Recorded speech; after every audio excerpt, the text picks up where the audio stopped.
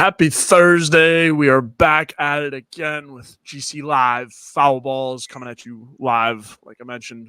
With me, as always, is my co-host, the one, the only, Jack Veltri. Jack, how are we doing on this fine Thursday afternoon? I'm doing good, man. Doing good. Ready to I leave for St. Louis tomorrow morning, nice and early. And then, I'll drive to Como from there. It's about a 2-hour ride after St. Louis. And it's going to be a fun weekend, I hope. I hope baseball brings it. It's, it'll be a good one, hopefully. Yeah, best of luck in that St. Louis airport. It is not the most fun thing in the world. So best of luck with all of your travels. And we will certainly be breaking down everything about that series, and then obviously this weekend series as well. A lot of good stuff from the Yardcocks this past weekend, and then also continuing into the midweek. Jack, give me your initial reaction on kind of the weekend series, and then also the midweek. Yeah, it was the weekend was literally nuts. I think just about every game was wild and different in their own unique way. Friday you get South Carolina trailing by 3 runs in the 9th inning, and then just out of nowhere, the offense that couldn't hit all game long hits 3 homers in the bottom of the 9th to tie the game, and just out of nowhere. And then you get up another run in the top of the 10th to Kentucky, and it's like, okay, what's South Carolina going to do now? And then a few minutes later after that, Blake Jackson hits a 2-run walk-off home run. It's absolutely insane. I thought that was the biggest win for South Carolina all year. And then you get into Saturday, you go up by 6 runs immediately in the first inning. I should say up by 5 runs because you took a 6-1 lead. And then you get that lead right back, and then it's 12-6. And it's like, oh, God, South Carolina's kind of just taking 1 step forward, 2 steps back. And then right after that, South Carolina, fights back. I think they got it down to a 1-run game in the 8th inning. And then Kentucky went on and put up 3 or 4 runs in the top of the 9th. It's 15-11. And then South Carolina loads the bases, gets a few more runs. And had it not been for a really good catch in center field, we're talking about back-to-back walk-offs because Gavin Casus hit the piss out of the ball right to dead center field on a line. It's just Kentucky's center fielder made a nice, leaping grab right in front of the wall, and not much you can do about it. So, but that was a loss that was very frustrating because your offense did more than enough to get the job done. It's just the pitching staff absolutely, stunk it up. And so then you get into Sunday. It's very hard to recover. I feel like it's really hard to turn the page after a game like the one you had on Saturday where you should have won. And South Carolina, is in a 0-0 game for a little bit.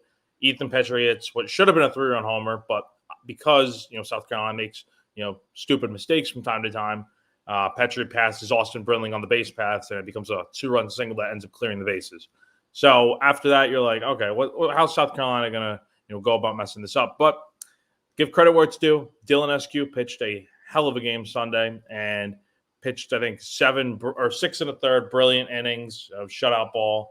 And then Connor McCreary comes in and closes out. And then the offense puts up 10 runs, run rules Kentucky, and you pick up what is definitely, I think, the biggest series win of the year for this team. And then obviously it carried into yesterday where you score 15 runs and stuff. And I wasn't there covering the game. We had Peyton Butt there. But from what I could tell and watching highlights on TV and stuff, it looked like a great game all around. Your bullpen was phenomenal.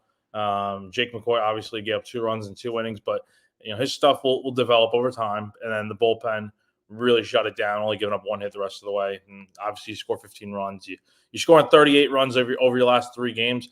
I think Mark Kingston really has found the perfect lineup for him and this team. You take offense over defense any day. And look, whenever Will Tippett comes back, South Carolina will solve that dilemma. But I think right now you can't change what's working, right? Yeah, no, I mean, quite literally. A lot of stuff there. I mean, I was at the game on Friday, Jack. That was one of the best baseball games I've ever been to. Oh yeah, easily. From an excitement standpoint, like that was nuts. And I was talking on my show, like, admittedly, I definitely thought about, it's like, man, this one might be over. Definitely thought about leaving, but shout out to the left field loonies for keeping me in it. And then, I mean, just from there, right? I mean, the game on Friday, I mean, the 3 home runs to win the game, like, where was that all season, right? Like I had yet to see that kind of clutch hitting out of this team anywhere, right, anywhere this season. And it was one of the things that we were kind of dinging him on was, the clutch hitting has just not been great. I mean, the bases loaded thing, that was a big stat for a while. They're hitting stats with the bases loaded. But I mean, yeah, the offense on Friday just came out and shut all the doubters down. Yes, did it come in at the very last minute? Yes. But did they win the game? Yes. So, I think that's the biggest thing there. But yeah, one of the most exciting baseball games I've ever watched. Blake Jackson with the 2 home runs. I mean, the dude is unstoppable. I don't know if it's because he shaved the mustache or something. I don't know what Blake Jackson's been on, but it's been really good. And it just goes to show you that, I mean, Kingston has been really working the outfield. We've seen a lot of rotation with Kennedy Jones, and AB out there as well. And then Petrie. We've seen a good healthy rotation of the outfielders, and Jack will probably get into what the best kind of combo of those guys are. But yeah, shout out to Blake. I mean, just being ready, right? I mean, he had been switched out of the lineup a couple times here there, but yeah, just ready for the opportunity. So shout out to Blake Jackson for that one. And then Saturday's game, I mean, offense showed up, and then your 2 most reliable pitchers to this point this year just had one of those days, and that happens, right? I mean, it's unfortunate. Baseball is inconsistent, and Eli Jones and Becker had been lights out when paired together, with Jones starting and Becker coming out of the bullpen. But yeah, Saturday just was not their day, and I mean, that happens, right? But you come back on Sunday and leave no doubt, zero doubt in anyone's mind where this baseball team is at after Sunday, right? And this was a really, really good Kentucky team. I mean, coming into this weekend, Jack, I think, we were saying it reminded us all of the Vanderbilt series. And I mean, even more so there. I mean, you played good fundamental baseball to get the series. And, obviously you would have liked to sweep with Saturday's game, but man, I mean, really impressive win over Kentucky. And then obviously the midweek game was all that and more as well. Yeah, totally. And I think the big thing with this team is, the struggles with runners in scoring position were evident, this entire season. But I think the big thing that they were able to do this weekend was, they got runners on base. And I think one of the factors for them in winning this series was, were they going to be able to drive those runs in? Because you knew Kentucky could steal bags. I mean, they lead the SEC in stolen bases. Can South Carolina kind of match that, but also do a little more in the end? And they clearly did. And since Saturday, I really do think South Carolina's found the perfect lineup. I mean, let me just break it down real quick. You have Austin Britling leading off now. Perfect contact hitter that gets on base, has some good speed, and look, his arm is straight up a noodle out there. But the fact that he's able to cover a lot of ground in center field makes up for that, what you lose with Dylan Brewer. And then Ethan Petrie, obviously a power bat. I like him at first base. He's done a good job over there. Parker Noland, he could be a little better, defensively at second base, but he does the job, hitting-wise and stuff. Cole Messina, enough said, great catcher, great all-around player, great hitter, all that. Blake Jackson, good contact bat. Again, he really has stepped up these last few weeks. And then Kennedy Jones, he's been an RBI machine. I think he said it on Sunday. Put guys on base, he'll be able to drive them in. And he had a 4 RBI day last night, and I think he had 8 RBIs over the weekend, if I'm not mistaken. So that's 12 RBIs in his last 4 games. That's insane. Dalton Reeves has been a usual in this lineup ever since he had that big game against PC a few weeks ago, and I think he really slots in well at that DH spot. Talmadge LeCroy plays a great shortstop. His bat could be a little better, but he does get on base. I think he leads the team in hit by pitches and all that. And then the fact that Gavin Casus is your 9-hole hitter. I mean, let's not forget, this is a guy that almost had 20 homers last year for this team. He was the Columbia Regional most valuable player last year. And to say that his season has been great would be an understatement. I think he's had a very struggling kind of year, very up and down. His batting average hasn't been great. His power numbers haven't been there. But I think he's finally starting to kind of turn it around a little bit. Obviously Kingston has started him mainly against left-handed pitchers, but now he's in there almost every game, it seems like, and he's really putting good metal on the ball and playing a pretty good third base. I think he's a good first baseman, and I don't think the transition is that much of a difference, but that's a long breakdown to say that this offense really has something cooking right now. Yeah, Gavin Casus' third was something they were working him out in the fall and the spring. And I mean, everything that we were asking about it was like, oh, yeah, it's just experimental. Like, we'll see. Like, I doubt he'll even play it. And that was just kind of all the sourcing. Like, everyone was telling us from inside, like, yeah, like, I mean, we'll see. Like, I mean, it's just we're kind of messing around, seeing what happens. And then he's now, your starting third baseman in the, I guess, the best roster that you've come up with yet so far. And I think Dylan Brewer I think he'll still have his chance to crack into this rotation. Obviously he's out and whatever, but I think he'll certainly have another chance. Outfield is a position where, obviously, and we've seen Kingston do it a lot, is where you substitute a lot. You want guys situationally, and you need guys that are playing better here, there. And it'll also be nice to get Chief back as well, dealing with concussion symptoms. But LeCroy has done a great job, stepping in there at short. I mean, his glove is so good. I mean, we've seen it all year at the hot corner at third, and then you move him to short, and I mean, he doesn't miss a beat. The kid is lights out.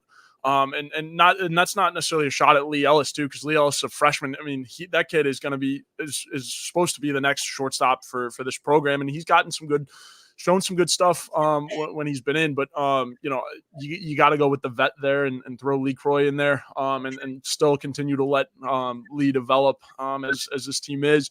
And again, they all have bright predictions for Lee Ellis in this program, like I mentioned. But yeah, I really love the lineup.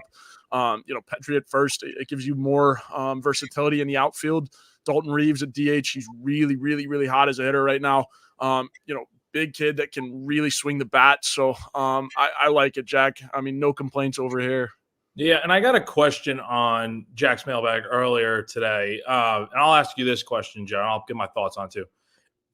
When Will Tippett does come back, what kind of happens? Because, before the concussion and stuff, he had been, playing a lot better. His defense had been pretty good. His bat, he had made the switch to just hitting right-handed, and obviously that was the change he needed because he's been hitting the ball really well lately. And then obviously, unfortunately, gets hit in the head on a pitch, 2 Fridays ago, and it really messed things up for him. So you really have to. Talmadge LeCroy has done a good job at short.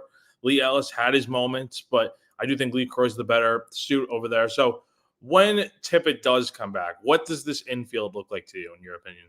I think you keep it the same, but I think you rotate Tippett into the outfield rotation, right? He's fast. He's got a good enough glove. We've seen it before. I mean, last season, he played a little bit. He was kind of in the initial crack, with center field when it came to fall ball and stuff. They worked him, into the outfield. I think he's got the speed.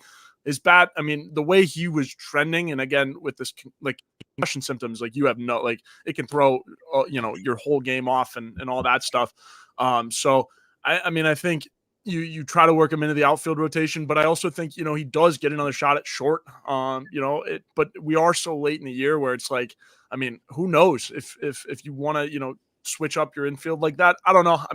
For me personally, what I would do if I were, Mark Kingston, I would try to rotate him into the outfield, right? If give AB a break or try to find a rotation that works, right? Because you have 3 real versatile outfielders who can, hit when called upon, right? So I think you should feel good about that. And depending on how Chief Tippett is feeling at this point, if he's, ready to go, locked in, and hitting well in the cages, practice, everything looks good, I think you got to give him a shot, right? I think, it would be silly not, or just to keep a guy like that on the bench for the rest of the year. So I think you will get a shot.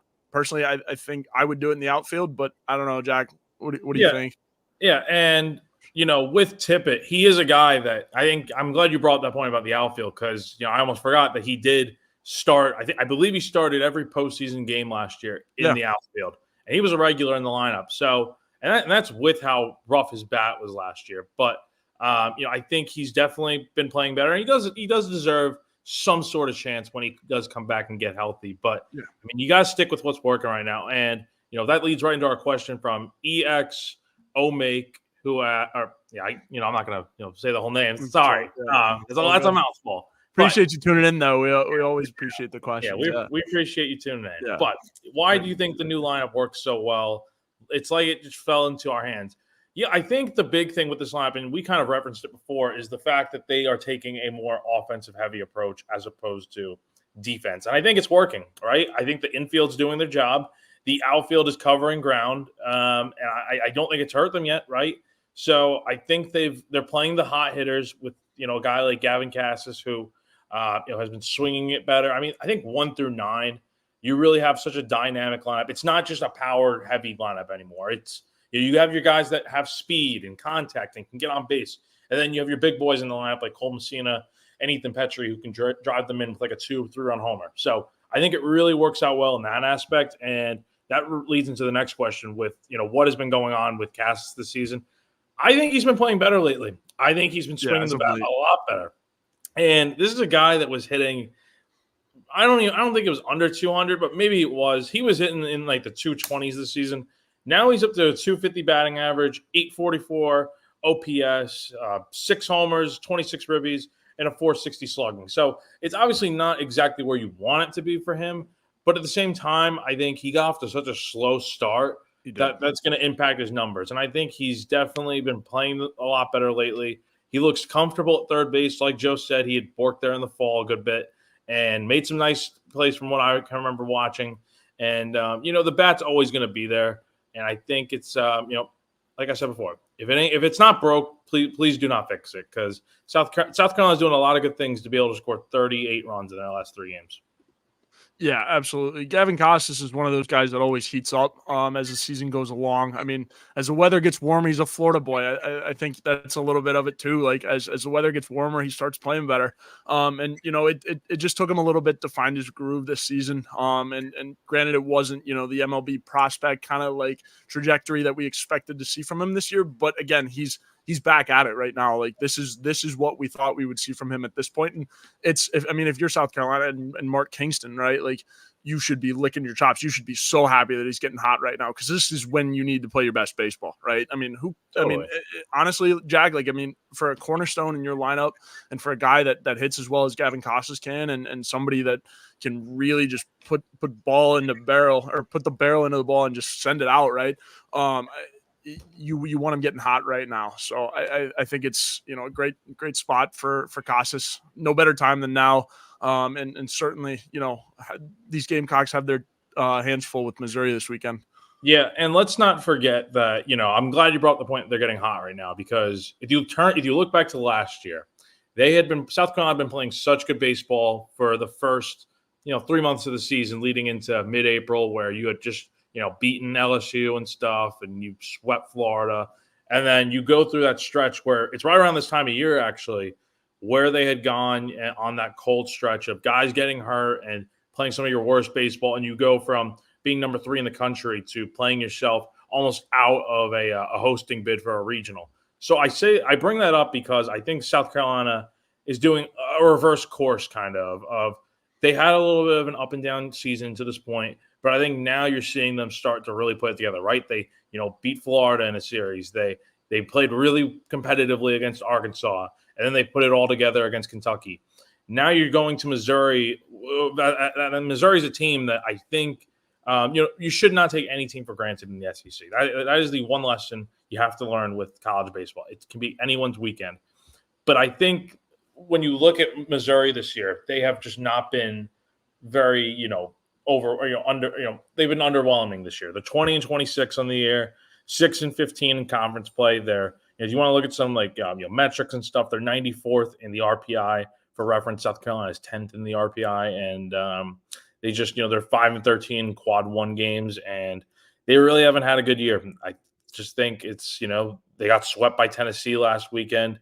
They dropped a series against a bad LSU team, and things are just not going well for that team right now. But I think it's important for South Carolina to not take them for granted and play your best baseball, because I think this is really the weekend where you can kind of put your foot on the gas pedal and kind of, stay course to where you want to go, because this team really is in a position right now where you can be one of those regional seeds. And I know people have been asking about it in the past. South Carolina is the 10th overall seed in the NCAA tournament, which would mean they'd host a regional, but that doesn't mean you get to host a super regional. You still have to, hope that someone loses ahead of you for that to happen. Yeah, absolutely. No, it'll be interesting. I think, this South Carolina baseball team, I don't think anyone had any expectations that it was going to be, like 2010 again. This team, certainly has the capabilities of going that far in the postseason, but in terms of regular season success and whatnot, this team, we knew this team was going to battle, right? And we've seen the ups and downs, but I think right now they're playing their best baseball and silencing all the doubters, right? I mean, we mentioned this last week, Jack. They listen. They are listening, absolutely, to everything. Like these guys, they are ready to go. And they heard, the media talking about them and saying that they need to do better. And golly, did they back it up, man? And so they're playing their best baseball right now. If I'm in that clubhouse, I'm feeling really good going into this weekend. It's a long road trip, and so some of that travel can catch up with you a little bit. I mean, Jack, I'm sure you're going to be dead after this weekend, and I'm sorry, buddy, but it's a long road trip out there to the other Columbia, man. It is not close. It is not close to this Columbia at all. So long road trip, you hope the guys can stay rested, right? And then be able to turn things back up, because you have another weekend series with another, high-powered team once you get back. I'm glad you said that it's a very long road trip, making me, real happy about having to go on this trip. But no, you know what? It's gonna be all good. It's gonna be a good time, and hopefully South Carolina plays some good ball. But got another question here. What are our chances to meet Clemson in the postseason? Well, let me take a look real quick. And they still have to play the makeup game.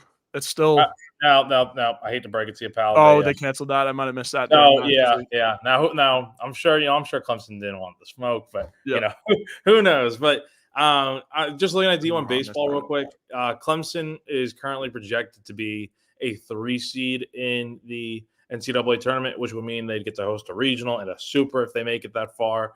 So South Carolina, I don't know. I haven't looked at the whole bracket right now, but I can tell you that they wouldn't meet up in a super regional. So it's kind of, they had to meet in Omaha, and, South Carolina's had good luck against Clemson in Omaha, but that's almost 15 years ago now. So, but, I think South Carolina fans and players are definitely eager to, maybe they'll play again this year. You never know. But, kind of focusing a little bit more on this weekend. I'll kind of, we can kind of break down Missouri a little bit. When I'm looking at their team, man, I mean, the one thing that stands out to me is that they're not really, I don't know. They're bottom of the SEC, but I mean, it's a little weird that, Friday, I mean, they're starting a guy that, Logan Lunsford, who's 1-4 on the year, an ERA north of 7. And I don't know. I think that's an opportunity for South Carolina to pounce right away. And then, you get into Saturday with Eli Jones on the mound for South Carolina. You get a much more favorable pitching matchup with a junior left-handed pitcher who's 2-2 on the year with a 3.64 ERA in 42 innings. And then it's TBA on Sunday for both teams. So, I think South Carolina, looking at Missouri's offense as well, I think South Carolina has the better bats in the lineup. I think it's kind of evident. And I think this series really will come down to, okay, like the travel is going to be a lot. How is that going to impact this team? Are you going to get good starts from your pitching staff? And how does that help the bullpen out? Does it make it easier for the bullpen to have less stress? Or is it going to be one of those weekends where they really got to, are they going to run out of guys like they did 2 weekends ago? Or are you going to be in a position where you have guys available for Sunday? Yeah, I mean, certainly going to be interesting again, this Missouri team. I mean, they've beaten good teams. They swept Florida earlier in April, right? So certainly good, or certainly capable of beating good teams. We'll see. And obviously in the SEC, the home team has led the way for the majority of it, right? And so when you have such a long road trip, again, you got to stay rested. You got to stay, stretched out, everything. It can be very easy to lose focus on a road trip like this, especially against a team like Missouri, bottom of the SEC, like Jack mentioned. But again, they're only 6 teams below 500. So about 2 weekends below 500, but still really good, really capable of beating good teams, excuse me. And again, I think the MO for this road trip, before we hit some ads and some predictions real quick, is, stay rested, right? Stay rested, stay on your game, and just do your job is the biggest thing for me, because again, these long road trips, it can add up, especially in baseball late in the year, right? So you want to stay rested and be ready to go for every game this weekend. And then also, because again, you got to be ready to come back and play Georgia next weekend. And they are no joke. Charlie Condon is no joke, man. So again, stay rested, do your job, and then get out of there with hopefully a sweep. But Jack, we want to tell them about, I'll start it off with our good friends over at Liberty Tax. First off, Tax ID is an uncertain feeling you get right before doing your taxes, but you don't have to go through it alone. The tax team at Liberty Tax in Irmo, Lexington, and Columbia will walk you through the process, clear up any confusion, and guarantee you'll get the biggest possible refund or your money back. It's tax time. If you're in a hurry for a refund, call the tax team at Liberty Tax. They're fast, accurate, and guaranteed. On the other hand, if you think you might be owing Uncle Sam, talk to the Liberty Tax team to make sure you're not paying more than you should owe. They'll find every possible deduction for you. Locally owned and operated, staffed by tax professionals from your neighborhood.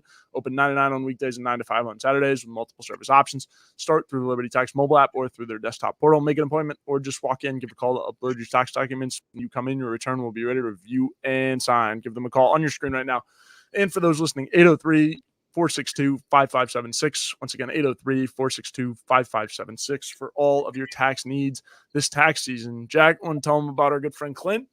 Yep, the man right above us, Mr. Clint.Hammond. Are you in need of help with your mortgage? Call our good friend Clint.Hammond at the Movement Mortgage Network. He's been in the mortgage industry since 2003, which allows him to help everyone from the first-time home buyer to the complicated and complex jumbo buyer. Whether you're looking to purchase a new home or refinance, nothing is more important than a well-thought-out financial strategy that comes with 5-star customer service. He's even helped out our very own Wes Mitchell and former Gamecock quarterback Perry Orth with their mortgages. So you can give our guy Clint a call at the number above, 803-771-6933. Again, to call Clint.Hammond, 803-771-6933. Yeah, absolutely. Appreciate our sponsors. We're going to keep it relatively short because Jack has another opportunity to head out to. But before we get out of here, obviously we can't do this show justice without giving predictions. So, Jack, you're going to Columbia again. Safe travels, my man. I'm sorry you got to make that. No, it's okay. Like the St. Louis airport is not fun, and I'm sorry I had to drop that knowledge on you. Nah, too. it's okay. Yeah, I act like it's going to be so bad, but you know what? I'm looking at it positively. I'm going to go, check out the sights of St. Louis before Absolutely. I have to go to, I'll go check out the Gateway Arch. I've been, told to go do that. So it'll be a good time. I like going, on the road for baseball. I've never been to Como before, so it'll be a good time. But getting into my predictions, I don't see South Carolina losing the series. If they lose the series, it's right back to square one. I think they take 2 or 3. I think it's going to be one of those series where you really can have a chance to sweep.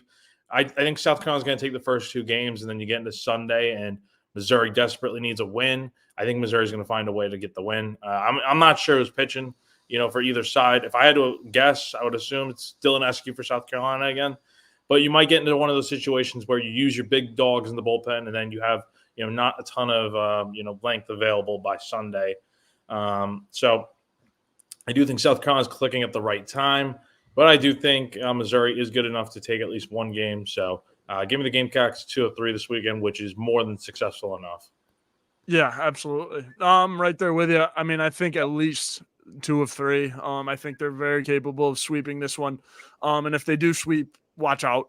Again, you just hope they make it on the flight home. Everyone's well rested on the flight home if they sweep, man. Because if they sweep, it means you're doing exactly the right thing, and you want to carry all that momentum into the midweek and into Georgia, right? So I think it's you know what, I'll book it. I think I'll call the sweep just to be different from you, Jack. They should sweep. Realistically, but again, it's college baseball. You're on the road. It's a long trip.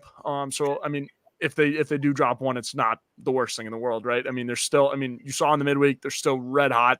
And so even if they drop one, I have no concerns going into Georgia, or I mean, even the postseason after that. So, or Tennessee actually is after Georgia. But then, yeah, the postseason. But yeah, no, I mean, this team is hot right now. I fully expect them to do great things up there in Como, and it to be a quick work weekend. And I think the pitching staff is really going to show. You really need them just to have a really full, consistent weekend going into Georgia, really to build off of all of that. So, yeah, I'm expecting big things this weekend, and I hope I'm right. I really hope we're here next week, smiling, saying the same things. That this team is moving on with a lot of momentum headed into, again, a daunting task in Georgia. Yeah, and one more note I have real quick is just, I've had people ask me what's kind of what do they need to do to kind of make sure they're locking down a spot as a regional host. And if you look at last year, despite how bad things were towards the end of the year, South Carolina only needed 16 conference wins to end up hosting, the Columbia Regional last year in the postseason. And you're 5 wins off of that right now. So you've got 9 conference games left against Missouri, Georgia, and Tennessee. You take 2 of 3 the next 2 weekends here, and then you take 1 in Knoxville. You're right there. And if you've managed to sweep either of these weekends, you're really setting yourself up well. And I mean, honestly, if you win all 3 weekends, you should be in line to be one of those top 8 national seeds that gets to host a super regional. So, look, I mean, the season's far from over. I know a few weeks ago it seemed like South Carolina was down and out of it, but they really have been playing good ball lately, and I think they've got the fan base kind of coming back to the seats to kind of support them a little bit. Yeah, absolutely. Absolutely. Well, again, short show today. Jack's got elsewhere to be, and it is all good. We understand. Probably catching that flight to St. Louis pretty soon. So, again, Jack will have all our coverage out there in Como. Should be great. Jack's the best, as we know.